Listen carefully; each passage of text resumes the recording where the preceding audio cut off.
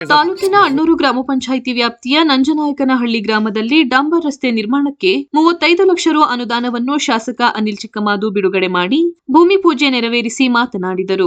ತಾಲೂಕನ್ನು ಅಭಿವೃದ್ಧಿ ಮಾಡುವುದೇ ನನ್ನ ಮುಖ್ಯ ಗುರಿ. ಕ್ಷೇತ್ರದ ಶಾಸಕನಾಗಿರುವುದಕ್ಕೆ ಜನರು ನನ್ನನ್ನು ಆಶೀರ್ವದಿಸಿದ್ದಾರೆ. ಅದೇ ರೀತಿ ಅಭಿವೃದ್ಧಿ ಕೆಲಸಗಳನ್ನು ಮಾಡಿಕೊಂಡು ಬರುತ್ತಿದ್ದೇನೆ. ಇಲ್ಲದಿದ್ದರೆ ಮತ್ತೆ ನನ್ನನ್ನು ಆಯ್ಕೆ ಮಾಡುತ್ತಿರಲಿಲ್ಲ.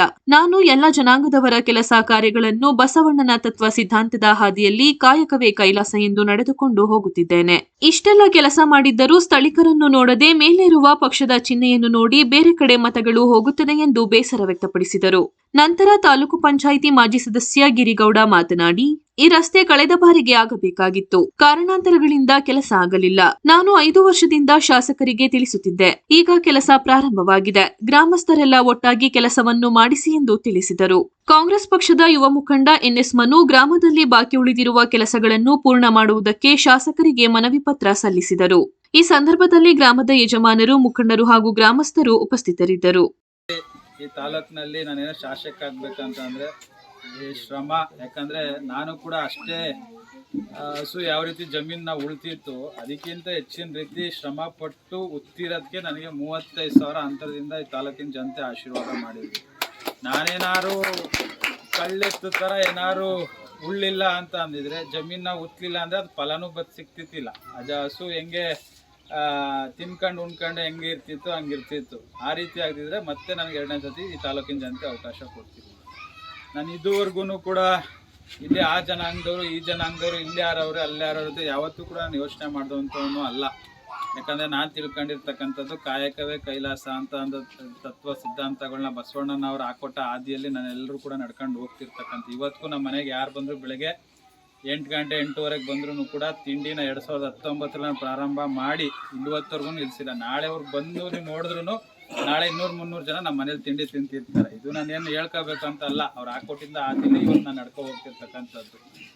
ಇವತ್ತು ಒಂದು ಕಡೆ ಏನಾಗ್ತದೆ ಅಂತ ಅಂದರೆ, ಇಷ್ಟೆಲ್ಲ ಕೆಲಸ ಮಾಡ್ತೀವಿ, ಎಲ್ಲ ಕೆಲಸ ಮಾಡಿಬಿಟ್ಟು ಈ ಸ್ಥಳೀಕರನ್ನ ನೋಡೋಕ್ಕಿಲ್ಲ, ಮೇಲೆ ಇರ್ತಕ್ಕಂಥ ಒಂದು ಪಕ್ಷಗಳ ಚಿಹ್ನೆ ನೋಡಿದ ತಕ್ಷಣ ಅದು ಎಲ್ಲಿ ಮನಸ್ಸು ಬದಲಾವಣೆ ಆಗಿ ಬೇರೆ ಕಡೆ ಓಟು ಹೋಗ್ಬಿಡ್ತದಲ್ಲ ಅನ್ನೋದು ಒಂದು ನೋವು ಇರ್ತದೆ. ಯಾಕಂದರೆ ಸ್ಥಳೀಯವಾಗಿ ನನಗೆ ಯಾರಿದ್ದಾರೆ, ಇಲ್ಲಿ ಕಷ್ಟ ಸುಖಕ್ಕೆ ಯಾರು ಬರ್ತಾರೆ, ನಿಮ್ಮ ಸ್ಪಂದಿಸ್ತಾರೆ, ನಿಮ್ಮೂರಿಗೆ ಯಾರು ಕೆಲಸ ಮಾಡೋರು, ಇದನ್ನು ನೋಡಿ.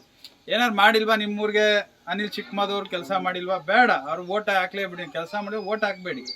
ಅದೇ ಒಂದು ಕಡೆ ನನಗೆ ಎಲ್ಲ ಒಂದು ಕಡೆ ಇದು 5 ಲಕ್ಷ ರೂಪಾಯಿ ನಾನು ಅನುದಾನ ಕೊಟ್ಟೆ ಈ ದೇವಸ್ಥಾನಕ್ಕೆ ಅನುದಾನ. ಅಟ್ಲೀಸ್ಟು ನಾನು ಎಷ್ಟು ದೇವ್ರ ಭಕ್ತ ಅಂತ ನಿಮ್ಗೆ ಯಾರಿಗೂ ಗೊತ್ತಿಲ್ಲ. ನನ್ನಷ್ಟು ದೇವ್ರ ಭಕ್ತರು ಯಾರು ಮಾಡ್ತಾರೋ ನೀವು ಯಾರು ನೋಡಿಲ್ಲ. 15 ಸತಿ ಅಯ್ಯಪ್ಪ ಸ್ವಾಮಿಗೆ ಹೋಗಿನಿ, ಧರ್ಮಸ್ಥಳಕ್ಕೆ ವರ್ಷಕ್ಕೊಂದ್ಸತಿ ಹೋಗ್ತೀನಿ, ಮಹದೇಶ್ವರನ ಬೆಟ್ಟಕ್ಕೆ ಹೋಗಿ ಮುಡಿ ಕೊಟ್ಬಿಟ್ಟು ಬಂದಿದ್ದೀನಿ. ಆಮೇಲೆ ಕಪ್ಪಡಿಗೆ 35 ವರ್ಷದಿಂದ ಪ್ರತಿ ವರ್ಷ ಕಪ್ಪಡಿಗೆ ಹೋಗ್ತೀವಿ.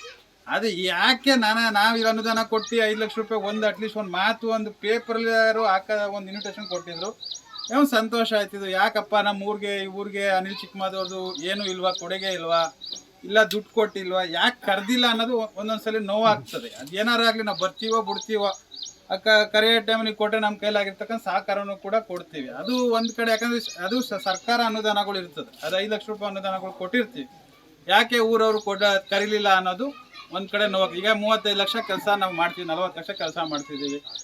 40 ಲಕ್ಷ ಕೆಲಸ ಮಾಡಿ ಯಾರೂ ಮಾಡಿರಲಿಲ್ಲ ಕೆಲಸನ. ಹಿಂದೆ ಅಣ್ಣ ಹೇಳ್ದಂಗೆ 35 ವರ್ಷ ನೀವು ಮಾಡಿದ್ರಿ ಅಂತ ಹೇಳಿದ್ರು. ಅದಕ್ಕಿಂತ ಭಾಳಷ್ಟು ಸರ್ಕಾರಗಳು ಬಂತು. ಆದರೆ ಅವರೆಲ್ಲ ಯಾಕೆ ಮಾಡಲಿಲ್ಲ? ಇವತ್ತು ನಾನು ಕೆಲಸ ಮಾಡಿದ್ದೀನಿ ಇಲ್ಲ ಅಂತಂದರೆ ನೀವು ಇದನ್ನು ತೀರ್ಮಾನ ಮಾಡಿ. ಇಲ್ಲ ನಾನು ಸಹಾಯ ಮಾಡಿಲ್ಲ, ಇಲ್ಲ MLA ಅವರು 5 ವರ್ಷದಲ್ಲಿ ಈ ರೀತಿ ತಾಲೂಕಲ್ಲಿ ಒಂದು ಕಪ್ ಚುಕ್ಕಿ ತಗೊಂಡವ್ರೆ, ಇಲ್ಲ ತಪ್ಪಾಗಿ ನಡ್ಕೊಂಡವ್ರೆ, ಇಲ್ಲ ಯಾವ್ದಾದ್ರು 5ರಲ್ಲಿ ಯಾರು ಒಂದು 10ರಲ್ಲಿ ಒಂದು MLA ಅವ್ರದ್ದು ಈ ಥರ ತಪ್ಪೈತಿ ಅನ್ನೋದು ಏನಾದ್ರು ಒಂದು ಇದ್ರೆ ಉದಾಹರಣೆಯನ್ನು ಕೊಟ್ಟು ಬೇಕಾದ್ರೆ ನನಗೆ ಓಟ್ ಹಾಕ್ಬೇಡಿ. ಎಲ್ಲ ಕೆಲಸ ಮಾಡ್ತೀವಿ, ಎಲ್ಲ ಸಹಾಯ ಮಾಡ್ತೀವಿ, ಯೋಜನೆಗಳನ್ನ ತರ್ತೀವಿ, ಸರ್ಕಾರದ ಅನುದಾನಗಳನ್ನ ತರ್ತೀವಿ, ಪ್ರಯತ್ನ ಪಡ್ತೀವಿ. ಆಯ್ತಪ್ಪ ಈಗಿಲ್ಲ ಅಂದರೆ ಮುಂದಕ್ಕೆ ಓಟ್ ಹಾಕ್ತೀರಿ ಅಂತ ನಂಬಿಕೆ ಇಟ್ಕೊತೀವಿ. ಅದೇ ಓಟ್ ಬರಲಿಲ್ಲ ಅಂದರೆ, ಯಾಕಂದರೆ ಅದಕ್ಕೆ ಹುಲ್ಲು ಸಿಗಲ್ಲ, ಅನ್ನನೂ ಸಿಗಲ್ಲ, ನೀರು ಸಿಗಲ್ಲ. ಆ ರೀತಿ ನಾವು ಪರಿಸ್ಥಿತಿಗೆ ಹೋಗ್ಬೇಕಾಗ್ತದೆ. ಆ ರೀತಿ ಪರಿಸ್ಥಿತಿ ಮಾಡಬೇಕು. ಈಗ ಸಾಹೇಬರು ಬಂದಾಗ ಒಂದು ಕಾರ ತಿರ್ಗೋಕ್ಕಾಗಲ್ಲ, ಅಲ್ಲಿ ಬಸ್ ಓಡಾಡ್ತದೆ. ಅದರಿಂದ ಮೇನ್ ರೋಡಲ್ಲಿ KSRTC ಬಸ್ಸೆಲ್ಲ ಓಡಾಡ್ತದೆ. ಈಗ ಸ್ಕೂಲ್ ವ್ಯಾನ್ ಎಲ್ಲ ಓಡಾಡ್ತದೆ. ಅದರಿಂದ ತಿರ್ಗಾಡಕ್ಕೆ ತೀರಾ ಹಿಂಸೆ ಆಗ್ತಿದೆ.